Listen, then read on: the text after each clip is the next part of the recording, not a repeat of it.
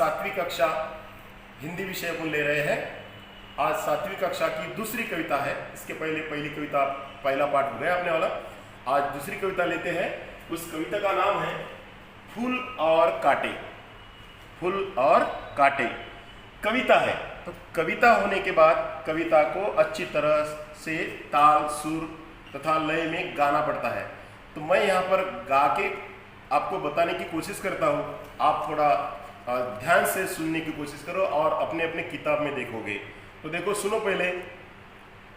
है जन्म लेते जगह में एक ही पौधा, उन्हें है पालता।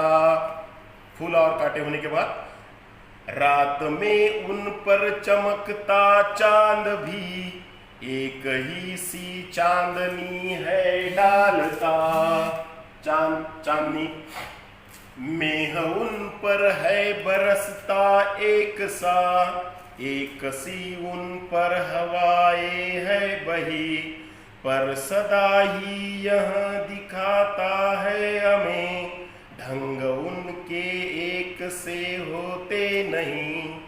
छेद कर काटा किसी की उंगलियां, फाड़ देता है किसी का वरवसन।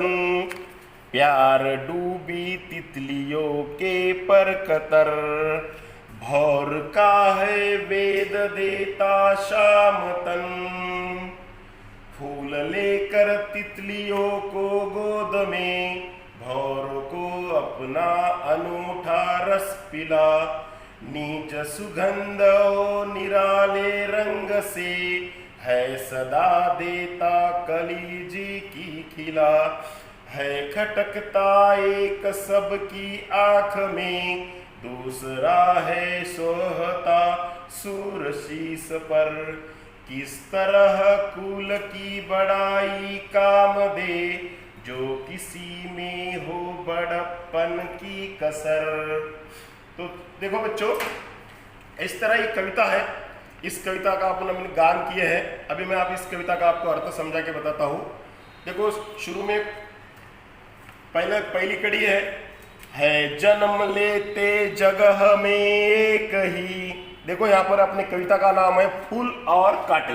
फूल और कांटे।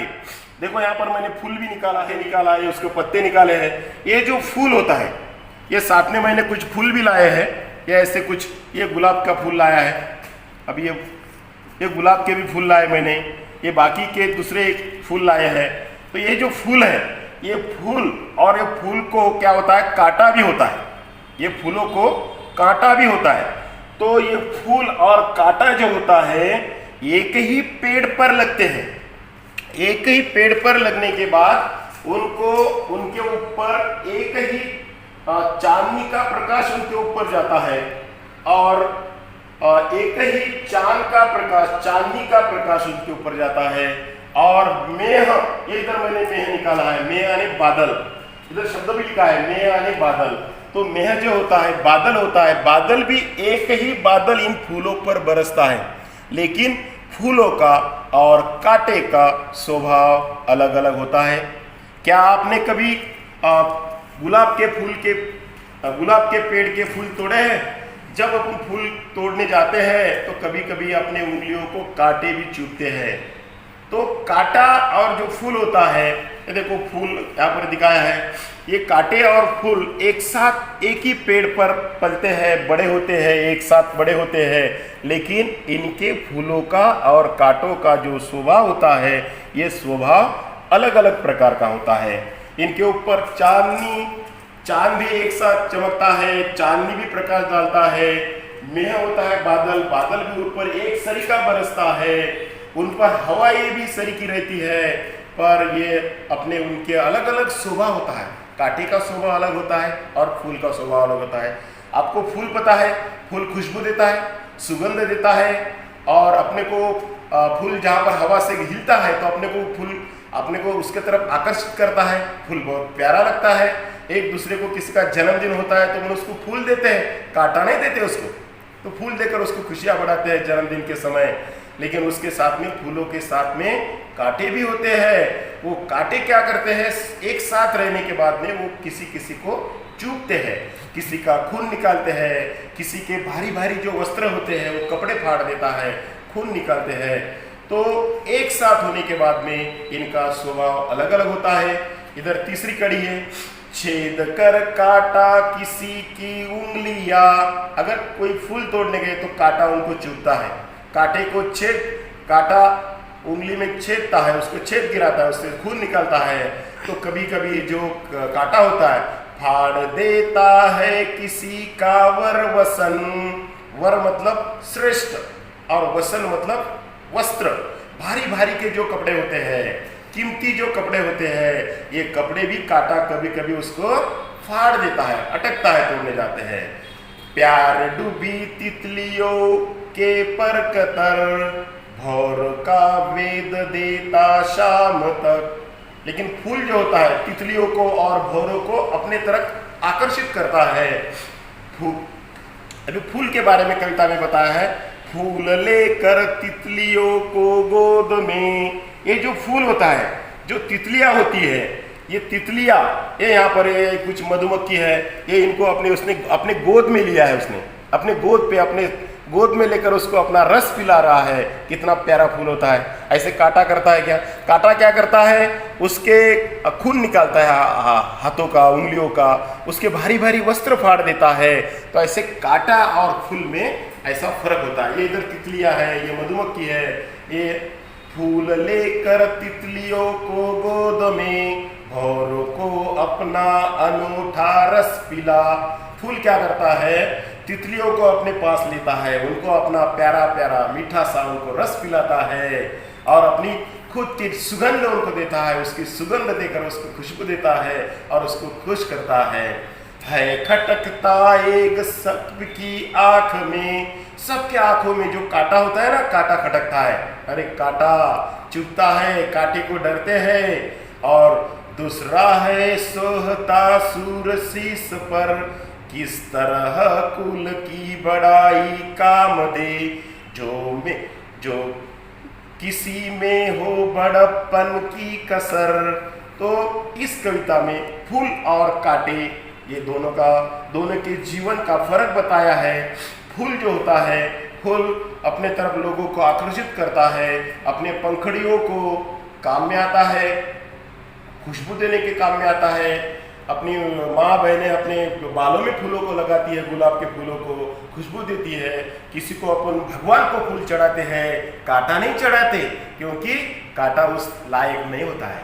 इस तरह आदमी ने भी जीवन में फूल के तरह बनना है, कांटे की तरह नहीं बनना है। किसी के मन में चूना नहीं है। अपनी जुबान, अपनी बातें प्यारी रखनी है, अच्छी रखनी है और फूलों से प्यारा सा अच्छा अपने इंसान बनना है। तो बच्चों, आपको फूल पसंद है या कांटा पसंद है?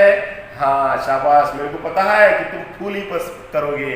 तो फूल के जैसे तुम बनो। तुम भी बच्चे हो तो फूल ही जैसे हो। फूल आपको पता है, अपने भारत के प्रधानमंत्री थे चाचा नेहरू, उनको गुलाब का फूल बहुत पसंद था, उनको कांटा नहीं पसंद था, कांटा चुभता है। तो वैसे कांटे के माफिक तुम मत बनो, तुम फूल के जैसे बनो। यही इस कविता में दिया है। आया ध्यान में? इसमें कुछ मैंने यहाँ पर शब्दार्थ भी दिए हैं। मेह, मेह अने बादल, यह बादल का मैंने यहाँ पर चित्र निकाला है। उसके बाद में वर अने श्रेष्ठ सुंदर, वसन अने वस्त्र, भारी भारी के कपड़े, अने भौर अने भौरा। ये यहाँ पर मैंने एक फूल भी निकाला है, चांदनियाँ निकाली है, चांद निकाला है, आप देख सकते हो। और इधर मैंने इसके ऊपर कुछ आपको प्रश्न पूछे हैं। फूल किनको गोद में लेता है? कौन बताएगा? हाँ, बता तो। हाँ, शाबाश, बराबर है तेरा उत्तर। फूल तितलियों को गोद में लेता है। क्या कहोगे? बोलो मेरे पीछे। फूल तितलियों को गोद में लेता है। किसको गोद में लेता है? तितलियों को गोद में लेता है।